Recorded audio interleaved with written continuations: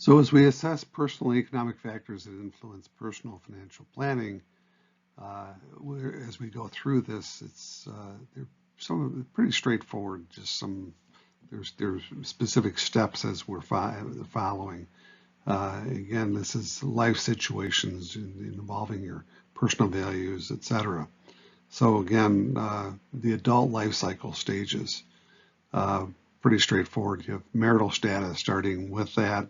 If you're single, married, etc., the size of your household, employment, where you are, what your current job is, what your plans are going forward so far as employment, career plans, etc.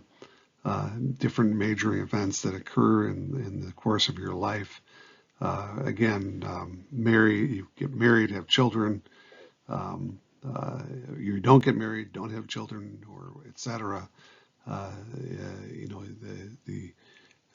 you have to, when you do have children, children are not inexpensive.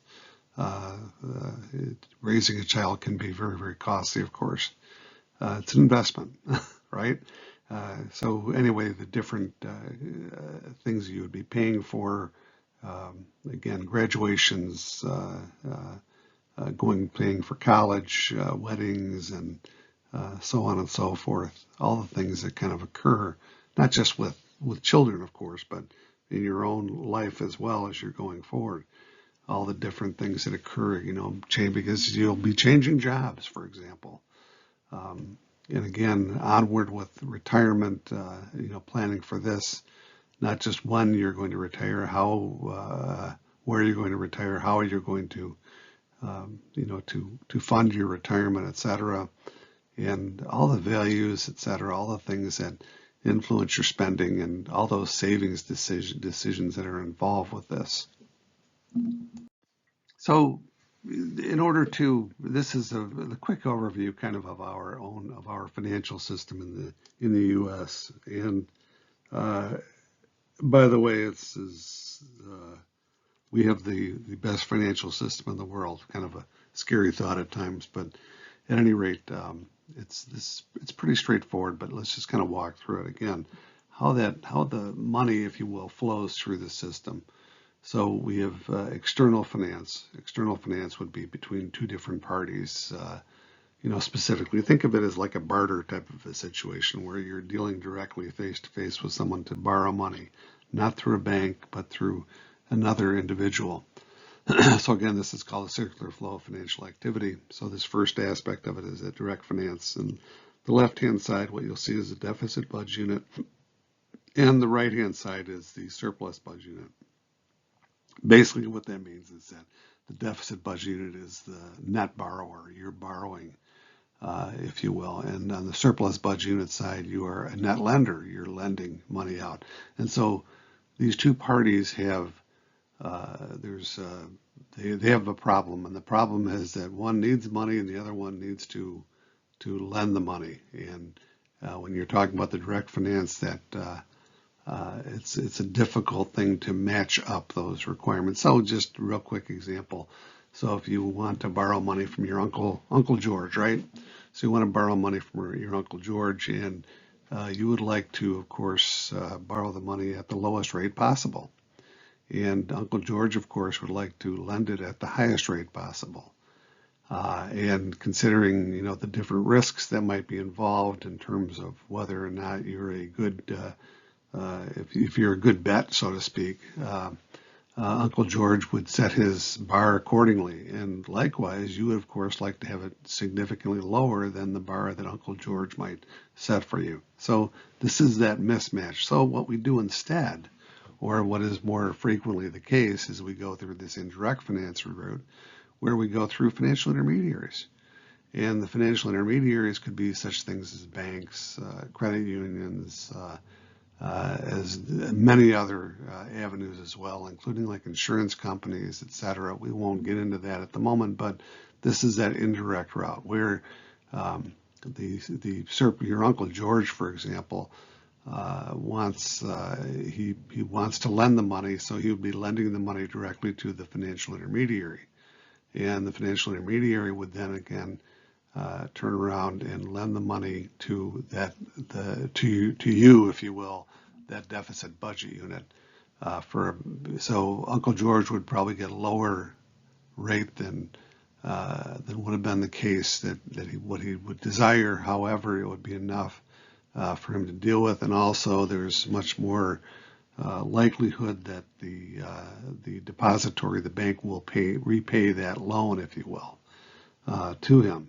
And likewise, the deficit budget unit would probably get a bit of a lower rate, in borrowing from that financial intermediary, from that bank. Okay, pretty straightforward stuff. So in this financial planning process, again, there are a lot of economic factors that would be involved that we have to contend with on a daily basis. For example, the forces of supply and demand and setting those prices. And that's a moving target, if you will, because markets are changing all the time. And economics then is the study of how that wealth is created and distributed.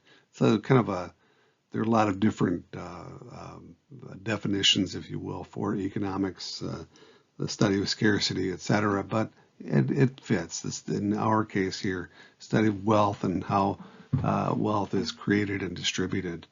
And wealth is different than income. Keep that in mind. Wealth is what you have in toto. Income is what you earn over a period of time. We'll talk more about that going forward. The economic environment that we contend with there includes lots of different institutions, including the Federal Reserve Bank and its role in the economy. The Federal Reserve is the central bank of the U.S., and their primary responsibility, or their major power, their superpower, has to do with being able to affect interest rates. And interest rates, again, are strictly prices, right? They're prices for borrowing and lending, and they have a significant amount of control power over that. Again, there are also lots of global influences beyond just the U.S. It doesn't stop at our borders. Financial planning, financial decision making, financial economic factors that are out there go well beyond our borders, as you would know on a daily basis if you pay attention to the news in the very least. So again, the global marketplace influences those financial activities. American companies compete against foreign companies, and that's pretty straightforward. We have a global economy. Balance of exports and imports, meaning, do we have a trade deficit? Do we have a trade surplus, for example? Foreign investments and their role in the U.S., meaning companies come on shore to the U.S. and they open up shop. Toyota, for example, Toyota car company, automobile company, if you will. More trucks and automobiles, but at any rate, trucks and SUVs, right? They have a major role in the U.S. economy. The money supply speaks to that's the Federal Reserve, their role in that, controlling the money supply, controlling interest rates as a result of which. And again, trade deficit also affects the value of the nation's money. It's something called purchasing power parity. Won't go into too much, but there are all these factors that are involved. And we as consumers are faced with these on a daily basis, and we have to plan accordingly, right? So as consumers, we have to deal with prices, price level changes. Inflation is always a major concern. And things that we will talk about this kind of more as we go through. So there's something to bring up right from the beginning, and this is what we call the Rule of 72. Rule of 72, what that means is you basically, I'll move down a little bit here. So if, for example, if the inflation rate is at 4%, year over year, this means that 72 divided by 4 is equal to 18. So 72 divided by our 4%, disregard the percentage sign, we arrive at 18. And what that says is that if inflation's at a 4% rate over 18 years, prices will double. Not a good thing, right? So we use this rule of 72 for many things, but in this case, we're talking about inflation. So inflation is a rise in prices over a period of time. Deflation is a decline in those prices. That can also have a damaging effect. Obviously, the inflation can. But in general, deflation is not necessarily a terrible thing for us, the consumer, for sure. We also, the economic conditions include such things as unemployment and economic growth. These are macroeconomic concepts, if you will. So anyways, selecting your path to financial security, you have to save for emergencies in the future, maintain a low level of debt. These are all things that we always try to keep in mind. And these are pretty basic, but these are things that we have to pay attention to. Have a risk management plan in place, and avoid investment scams if it's too good to be true. If it looks too good to be true, then chances are it is. Communicate with others. What that means is that talk about these things with others. This is not something that you want to try to deal with yourself, meaning personal finance. This is something that you want to get other people's opinion on. It's not to say that you're going to be listening to everyone's opinion and taking it to heart immediately, but consider these are all things for consideration.